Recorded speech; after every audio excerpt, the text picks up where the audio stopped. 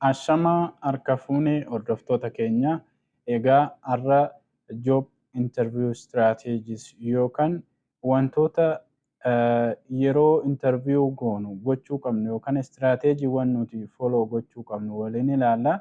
Akkuma taayitilii isaa argitan job interview strategies kan jedhu kanarra dhaabbannee har'a waliin ilaalla jechuudha. Istirateejii kana bakka lamatti qoodnee ilaalla. Before the interview and during the interview jennee bakka lamatti qoodnee ilaalla. Kunis interview dura maal gochuu qabna? Lammaffaa irratti during the interview yookaan yeroo interview goonu san jennee waliin ilaalla. Haga xumuraatti nu waliin turaadha. Egaa akkuma dubbanne before the interview dura maal gochuu qabna? Interview dhaqne san milkaa'uudhaaf yookaan hojii irratti dorgomnee interview waamamne san milkaa'uudhaaf jalqaba irratti maal gochuu qabna? Before the interview tokkoffaa irratti maal gochuu qabna? Research the companies. Kana jechuun study the company's mission, values, then recent achievements.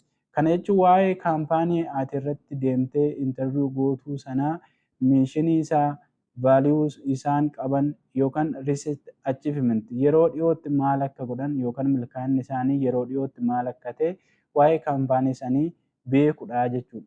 Jalqaba irratti waa'ee kaampaanii sanii haalan beekuu qabda yookaan hubachuu qabda. Isas yookaan kaampaanii weebsaayitii qabaachuu danda'anii yookaan dookumentiiwwan garaagaraa kaampaanii san irratti kan qophaa'an yoo jiraate waa'ee kaampaanii sanii waa gochuu yookaan dubbisuu qabda jechuudha. Itti aansee understand the job description and how your skill align with it. Job description yookaan kan ati irratti dorgomte san job description ati irratti dorgomte san haalan hubachuu qabda. Akkasumallee skilling kee yookaan dandeettiin ogummaan ati fudhattee hidhattee job description isaanii isa wajjiniin akkamitti walitti dhufeenya akka qaban haalan beekuu qabdaa jechuudha. Lammaffaa irratti prepare your answers. Gaaffiiwwan achi keessatti gaafatamuu dandeessuuf deebii qopheessuu danda'uu qabdaa jechuudha. Fakkeenyaaf practice your answer to common interview questions such as kana jechuun common interview questions yeroo baay'ee kaampaaniiwwan hedduun gaaffiiwwan kana gadii kana jechuudha kan isaan interview irratti gaafatanii. Innis tell me about yourself waa'ee kee nutti jechuudhaan jalqabuu danda'anii waa'ee kee haalan bartee yookaan study gootee waa'ee kee isaanii ibsuu qabda. Itti aansee what are your strengths and weakness? Ciminni keetii fi dadhabbinni kee maal akka ta'e akka isaanii ibsitu yoo si gaafatan isa kanaafis deebii quubsaa qabaachuu qabda jechuudha.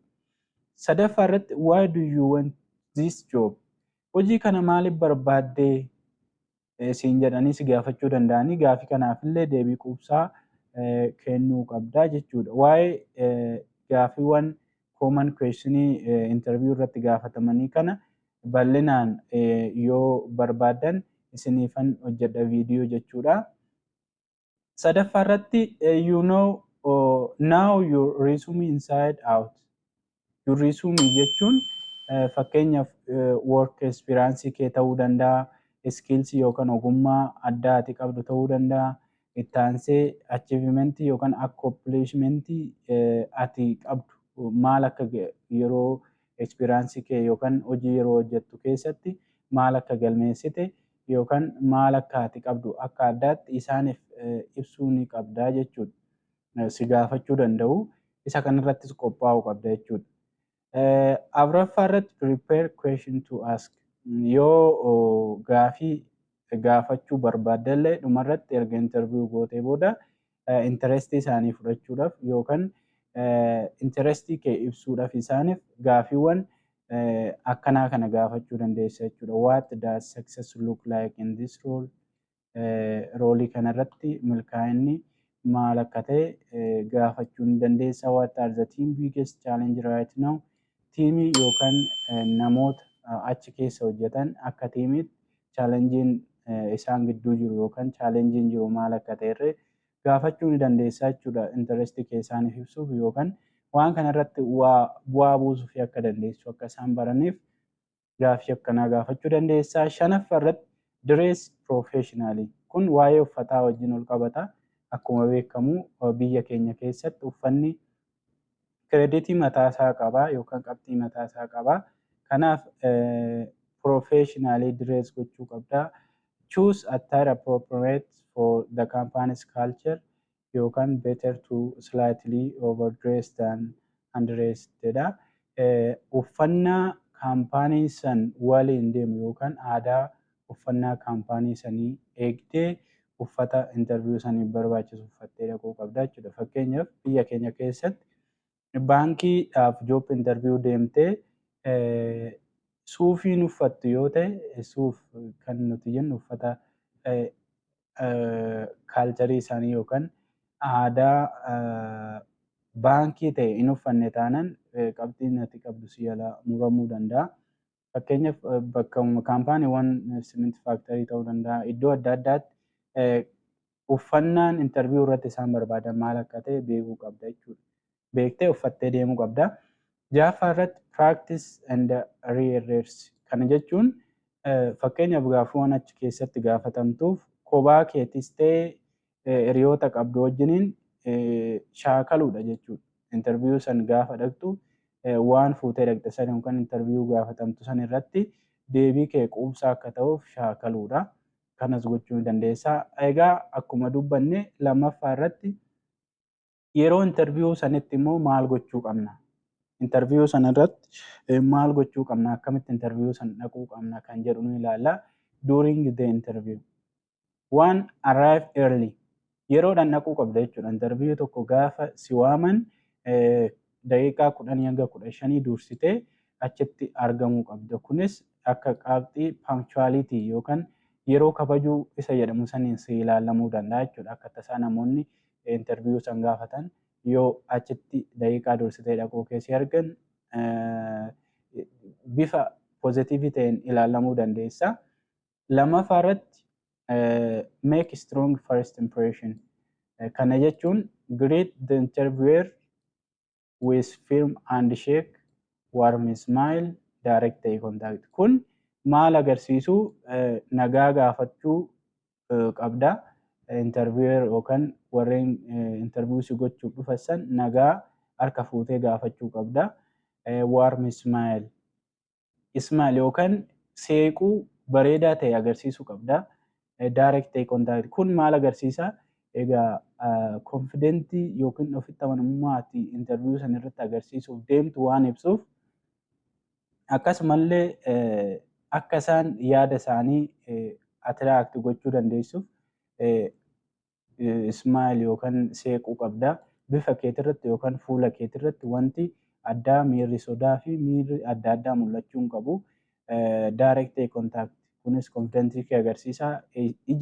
Ijaan isaan ilaaluudhaan waan itti gaafatan san haasa'uu qabda jechuudha. Ija isaanii ilaaluudhaan. Sadaffaa irratti stay positive and confident. Bakka akkuma dubbachaa jirru kana konfidentii qabaachuu qabda jechuudha. Stay positive jechuun miirri addaa asirratti mul'achuu hin qabu. Miira gaarummaa fi miira ofitti amanamummaa qabaachuu qabda akka jechuuti. Speak clearly and avoid negative comments about past employers. Kana jechuun yaada kee qulqullinaan ibsachuu qabda. Deebitee immoo wanta hojjetaa isa darbee waa'ee nageetifii hojjetaa isa darbee haasa'uu hin qabdu. Haasaa kee keessatti waan nageetifii ta'e yookaan waan si madaalchisuu danda'u dubbachuu hin qabdu akka jechuuti jechuudha. Afuraffaa irratti showcase your skill and enthusiasm. Kana jechuun use specific example from your experience to demonstrate your qualification.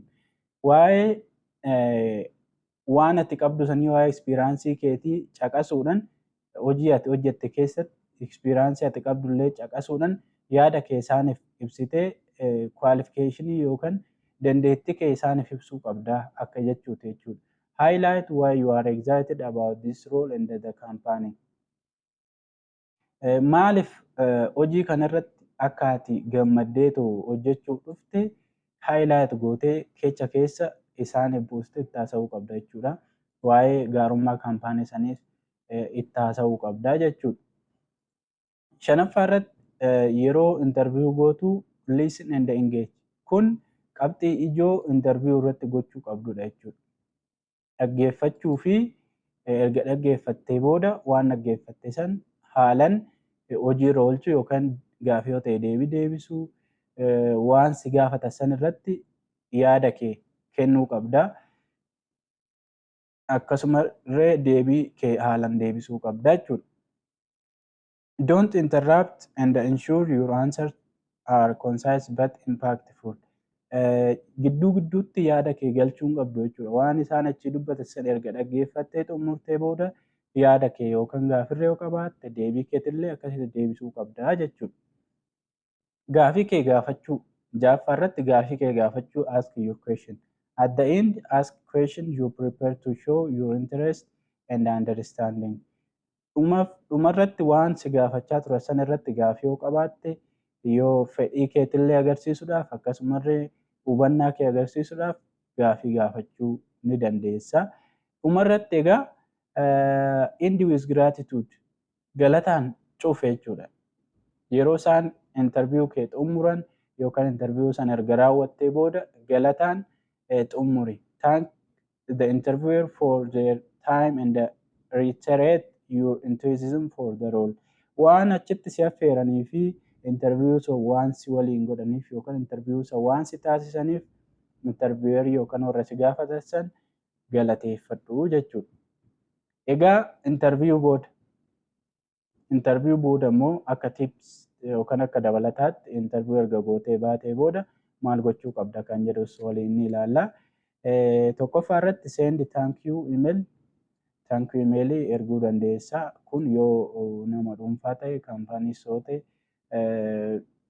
emailii galataa erguu qabda. Sa'aatii 24 keessatti emailii galataa erguu ni dandeessa. Reflect on your performance.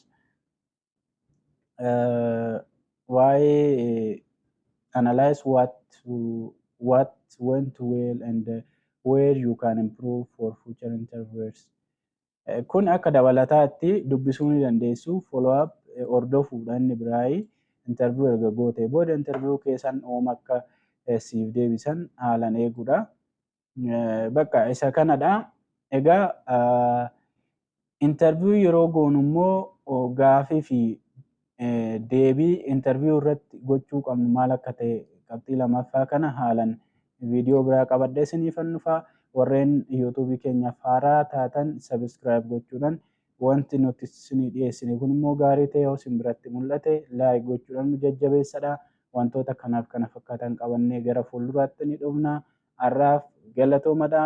Baay baay.